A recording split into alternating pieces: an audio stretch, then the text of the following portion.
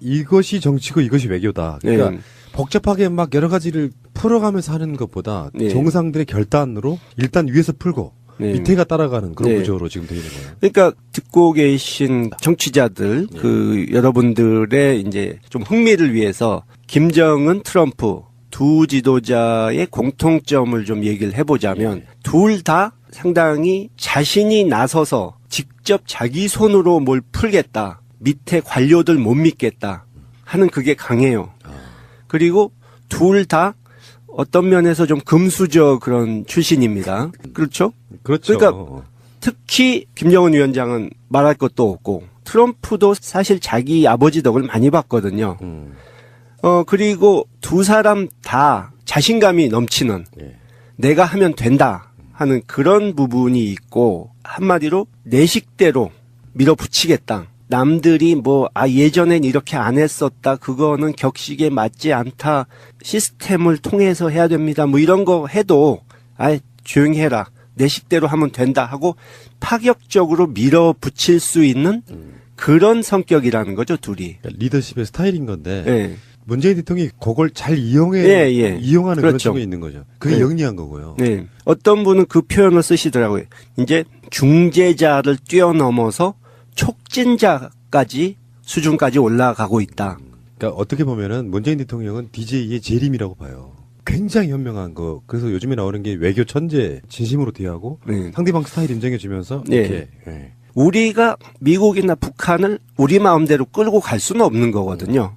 양측이 자연스럽게 접촉하고 대화가 부드럽게 되도록 옆에서 그것을 맞춰주는 퍼실리테이터라고 그러죠, 영어로. 네, 맞습니다. 그런 코어디네이터 이런 식의 역할을 잘 하는 것이 지금 현재로선 중요하죠.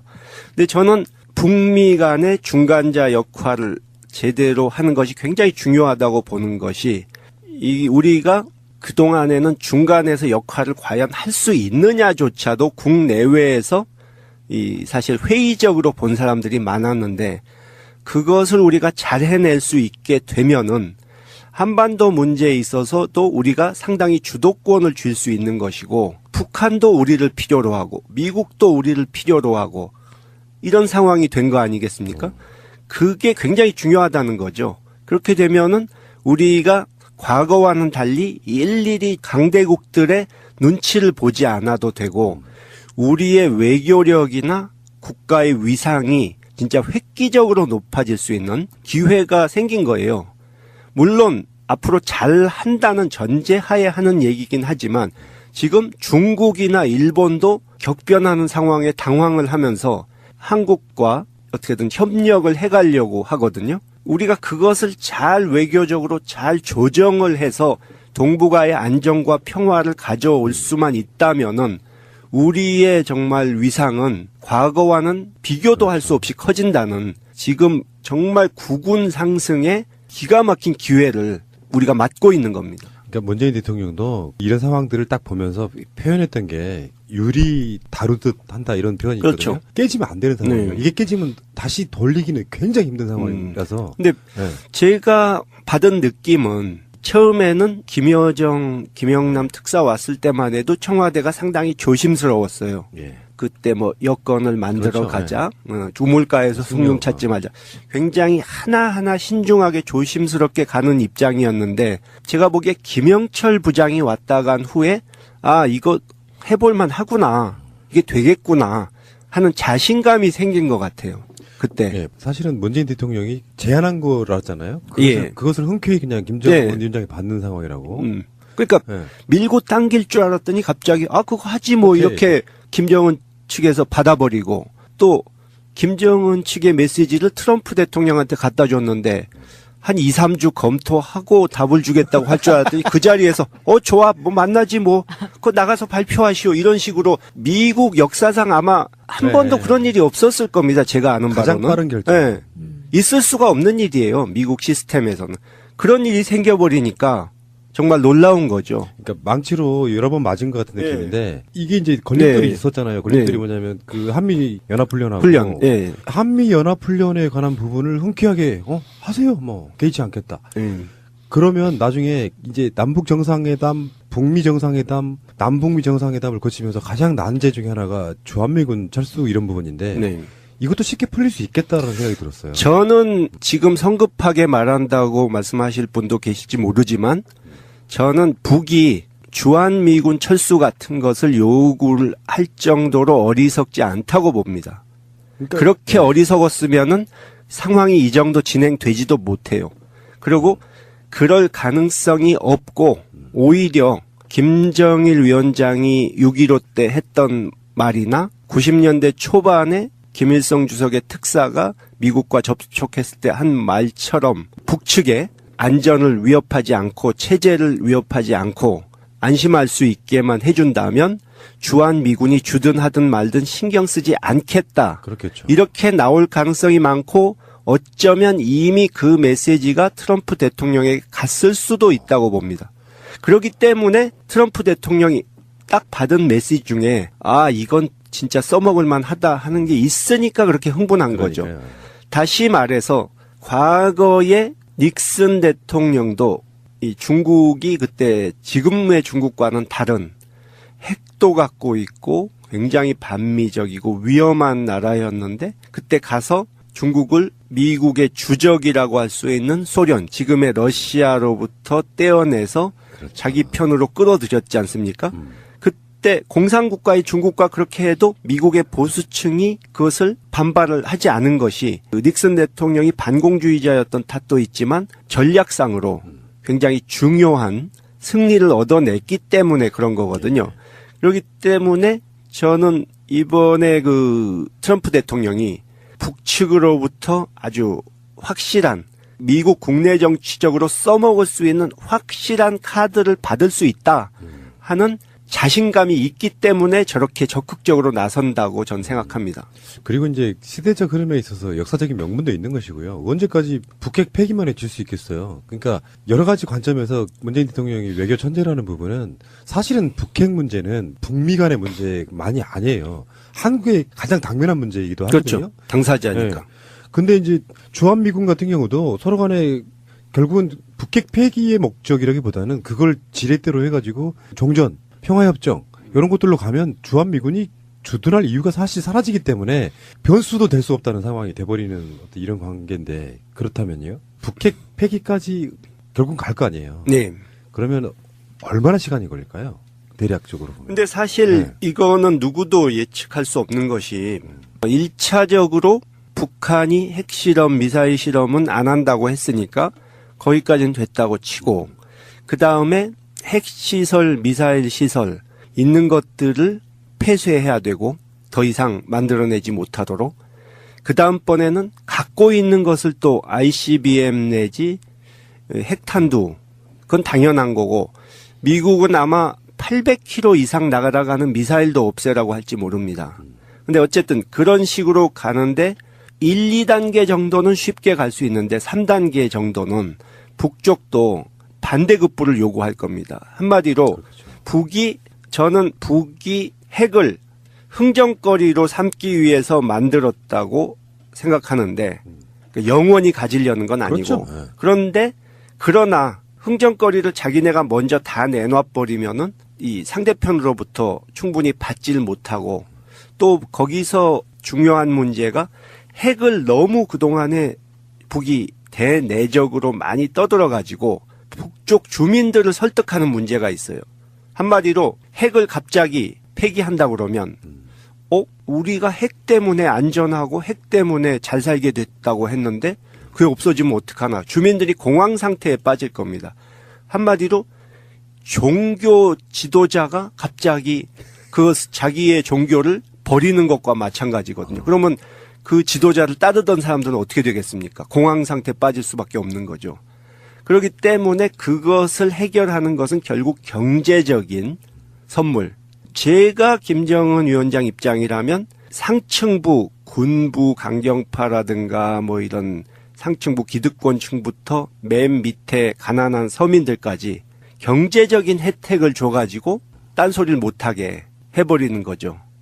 근데 그 부분은 김정은 위원장의 신년사에도 약간 느낌적 느낌이 있었잖아요. 네. 지금까지 핵 만드느라 고생했다. 네. 앞으로는 우리 잘 살아보자 이런 느낌이 있어가지고 이게 이제 핵을 지렛대로 해가지고 개방하고 뭐 개발하고 알고 보니까 지금 북한이 못 먹고 못 산다고 하는데 이런 부분이 있더만요. 경제 성장률이 굉장히 높대요. 물론 워낙에 바닥에 있는 성장률이기 때문에 이게 만약 개방이 되고 제대로 한국과의 어떤 연합, 미국 이런 도움을 받으면 연 성장률이 막 10% 네. 이렇게 올라갈 수도 있다고 보거든요. 그러니까 좀 전에 얼마가 걸릴 거냐 말씀하셨는데, 그러니까 그런 경제적인 혜택이 금방 올 수 있다는 확신이 선다면 또 북미 간에 또 남북 간에 신뢰만 구축된다면 우리가 생각했던 것보다 훨씬 빠르게 그런 문제가 급물살을 탈 수도 있다.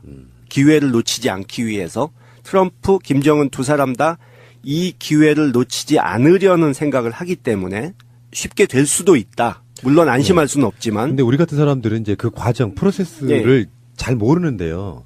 예를 들어서 북미 정상회담이나 남북미 정상회담 같은 게 끝나고 나서 네.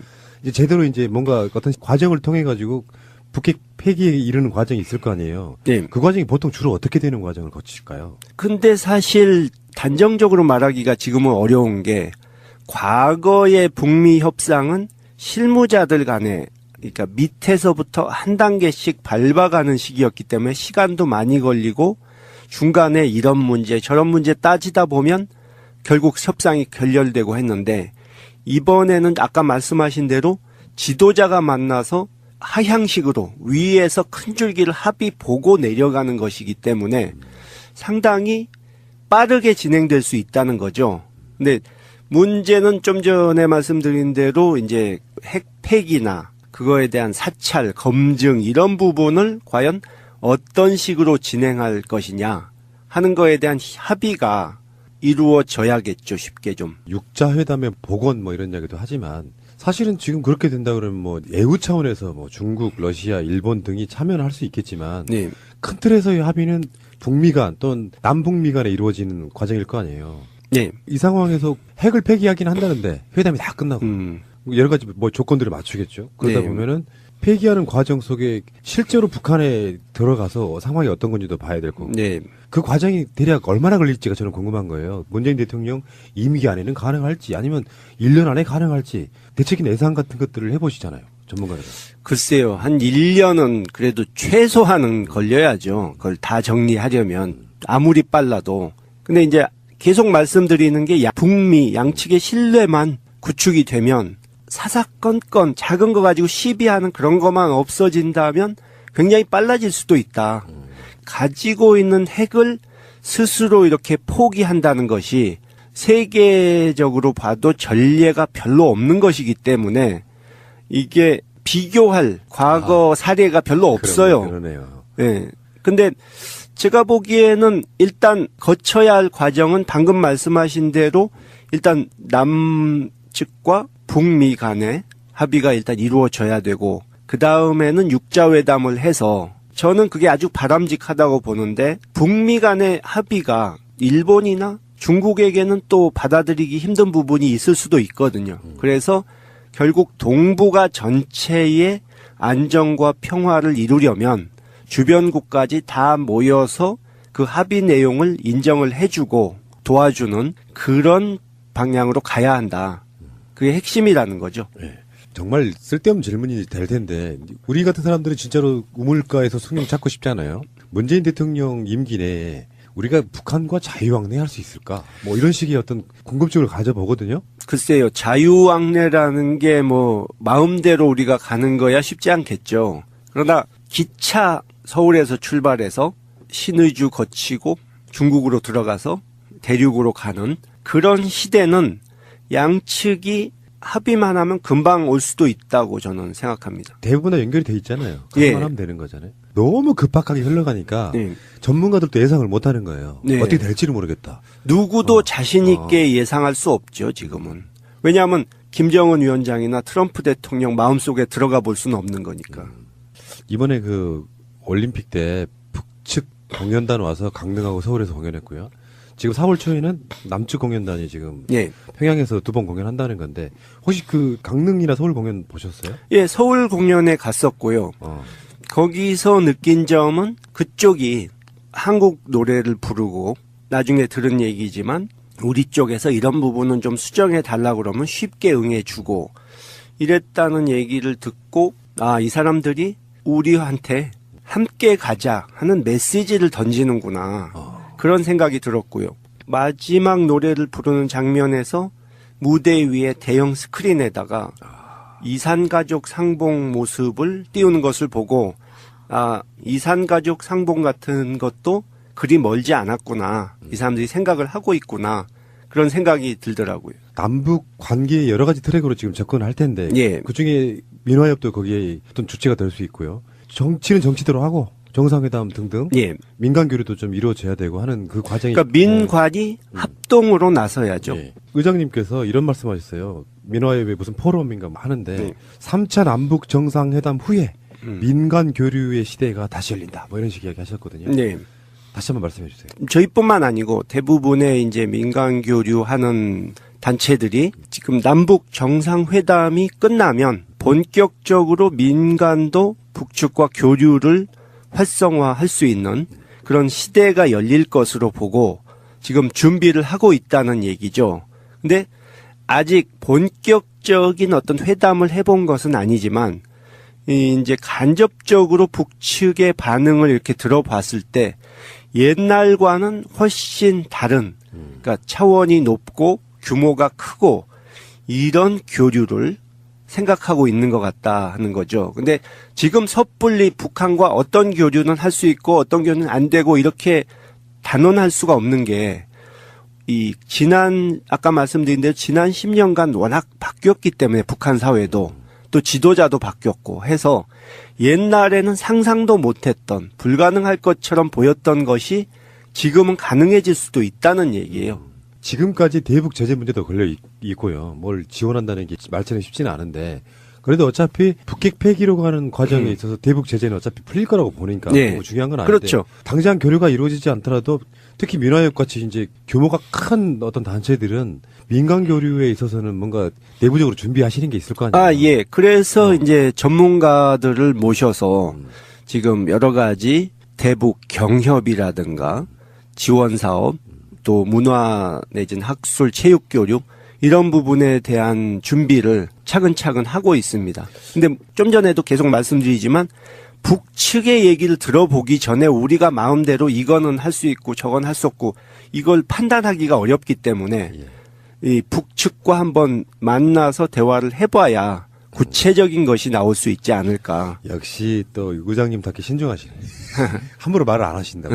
그렇긴 하지만 예. 예측되는 게 있고 대략 이렇게 준비를 해놔야 빨리 반응할 거 아니에요. 예, 어떤 상황이 오면은. 예. 조만간 또 의장님도 뭐 몇 개월 안에 평양에 가실 수도 있겠네요. 뭐 정상회담 후에는 가보려고 합니다. 처음 가보시는 거죠? 아니죠. 가보셨어요? 2011년 12월에 김정일 위원장 그때 조문을 저희 어머니를 모시고 갔었고 그때 김정은 위원장도 잠시 인사를 했었죠. 김영남 위원장하고는 면담을 좀 했었고. 저분이 DJ 아들이십니다.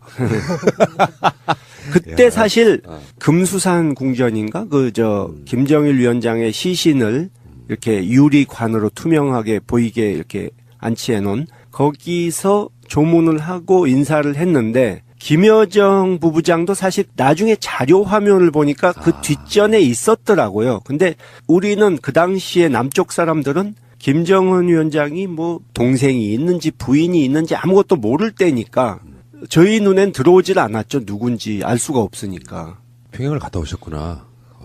MB 얘기가 오늘 나와서 그때 재미있는 일화가 말씀해 제가 겪은 건 아니고 그때 남쪽에서 이렇게 조문 갔던 다른 팀 있던 분이 하는 말씀이 그분은 MB의 그 메시지를 가지고 갔었어요. 그때 청와대 측에서 김정은 위원장을 만나면 우리 대통령이 앞으로 잘 지낼 수 있기를 바란다는 얘기를 전해라. 해서 만나서 악수하면서 저희 이명박 대통령께서 뭐 이런 메시지를 전합니다. 했더니 김정은 위원장이 그 얘기를 듣자마자 깜짝 놀라면서 뒤로 한 발짝 물러나더라는 거예요. 이명박 이름 석자도 너무 싫으니까. 예. 몸이 먼저 반응하는. 예. 그렇죠. 반사적으로. 거기서는 저희 아버지의 경우에 이제 뭐 김대중 대통령님, 뭐 선생님 이렇게 부르는데 MB의 경우는 이제 이명박 역도 뭐 이렇게 부르죠. 그것도요. 앞에 리명박. 네, 그렇죠. 북한 분들은 그렇게 쓰니까 이것이 정치고 이것이 외교다. 그러니까 네. 복잡하게 막 여러 가지를 풀어가면서 하는 것보다 네. 정상들의 결단으로 일단 위에서 풀고 네. 밑에가 따라가는 그런 네. 구조로 지금 되어 있는 거예요. 그러니까 듣고 계신 정치자들, 그 여러분들의 이제 좀 흥미를 위해서 김정은, 트럼프 두 지도자의 공통점을 좀 얘기를 해보자면 둘 다 상당히 자신이 나서서 직접 자기 손으로 뭘 풀겠다. 밑에 관료들 못 믿겠다 하는 그게 강해요. 그리고 둘 다 어떤 면에서 좀 금수저 그런 출신입니다. 그렇죠? 그렇죠. 그러니까 특히 김정은 위원장은 말할 것도 없고 트럼프도 사실 자기 아버지 덕을 많이 봤거든요. 그리고 두 사람 다 자신감이 넘치는 예. 내가 하면 된다 하는 그런 부분이 있고 한마디로 내 식대로 밀어붙이겠다. 남들이 뭐 예전엔 이렇게 안 했었다. 그거는 격식에 맞지 않다. 시스템을 통해서 해야 됩니다. 뭐 이런 거 해도 조용히 해라. 내 식대로 하면 된다 하고 파격적으로 밀어붙일 수 있는 그런 성격이라는 거죠, 둘이. 그러니까 리더십의 스타일인 건데 예. 문재인 대통령이 그걸 잘 이용하는 그런 그렇죠. 측면이 있는 거죠. 그게 네. 영리한 거고요. 네. 어떤 분은 그 표현을 쓰시더라고요. 이제 중재자를 뛰어넘어서 촉진자까지 수준까지 올라가고 있다. 그러니까 어떻게 보면은 문재인 대통령은 DJ의 재림이라고 봐요. 굉장히 현명한 거. 그래서 요즘에 나오는 게 외교 천재 진심으로 대하고 네. 상대방 스타일 인정해주면서 네. 이렇게 예. 우리가 미국이나 북한을 우리 마음대로 끌고 갈 수는 없는 거거든요.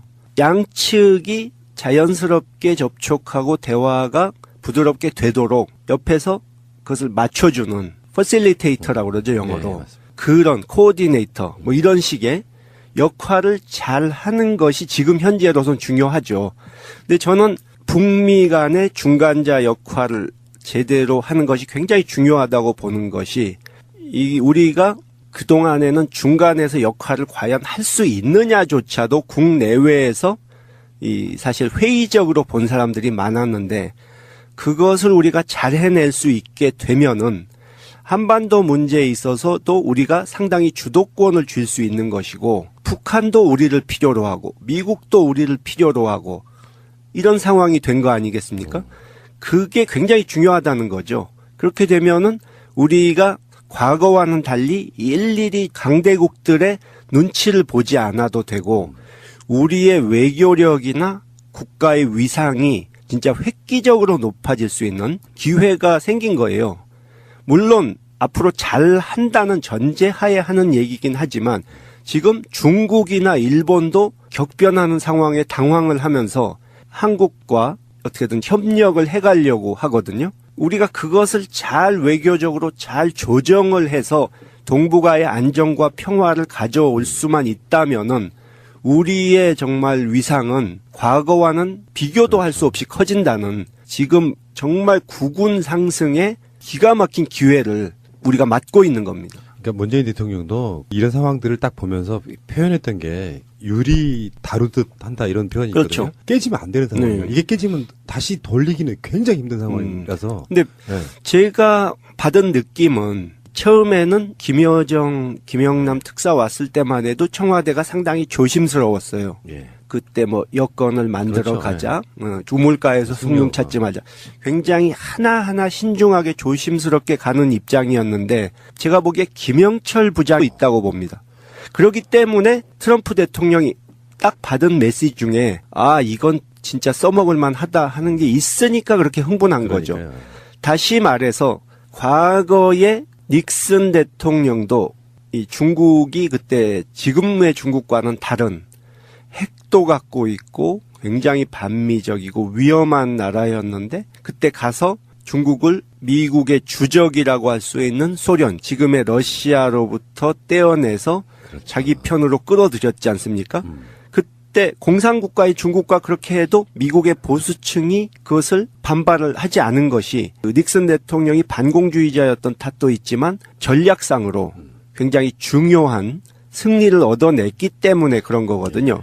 그렇기 때문에 저는 이번에 그 트럼프 대통령이 북측으로부터 아주 확실한 미국 국내 정치적으로 써먹을 수 있는 확실한 카드를 받을 수 있다 하는 자신감이 있기 때문에 저렇게 적극적으로 나선다고 전 생각합니다.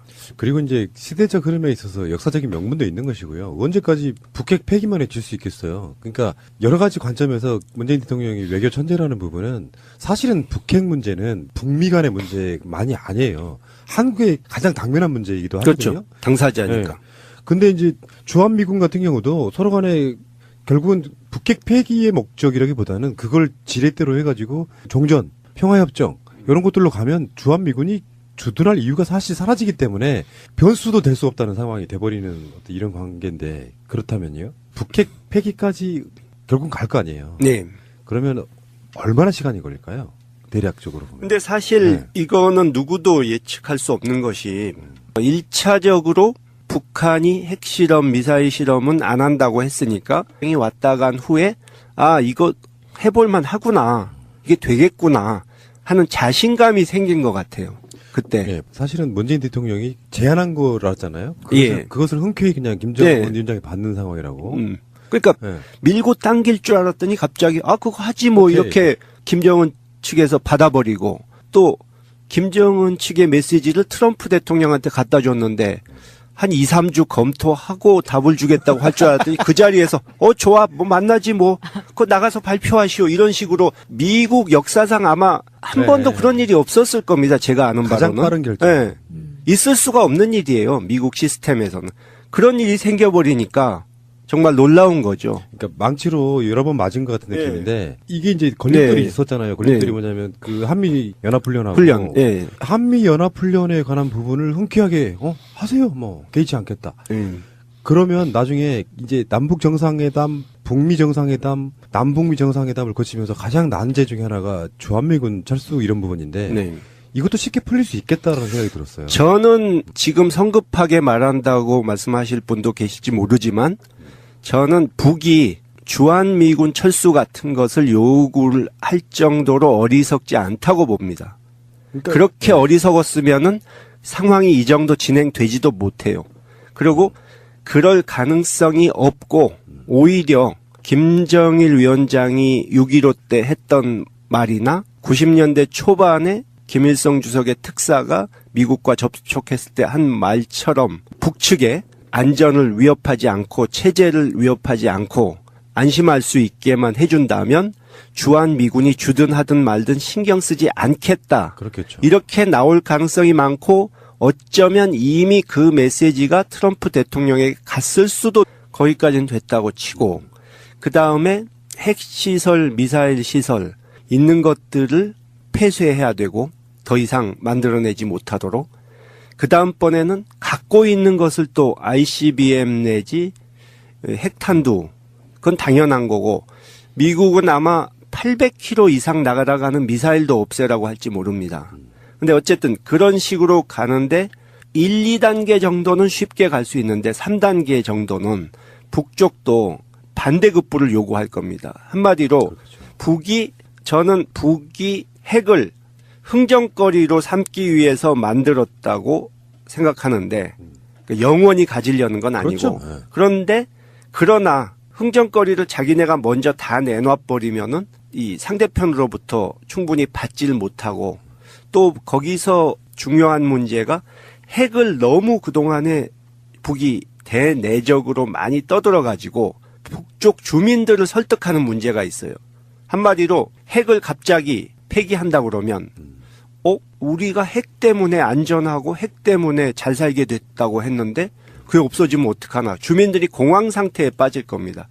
한마디로 종교 지도자가 갑자기 자기의 종교를 버리는 것과 마찬가지거든요. 그러면 그 지도자를 따르던 사람들은 어떻게 되겠습니까? 공황 상태에 빠질 수밖에 없는 거죠.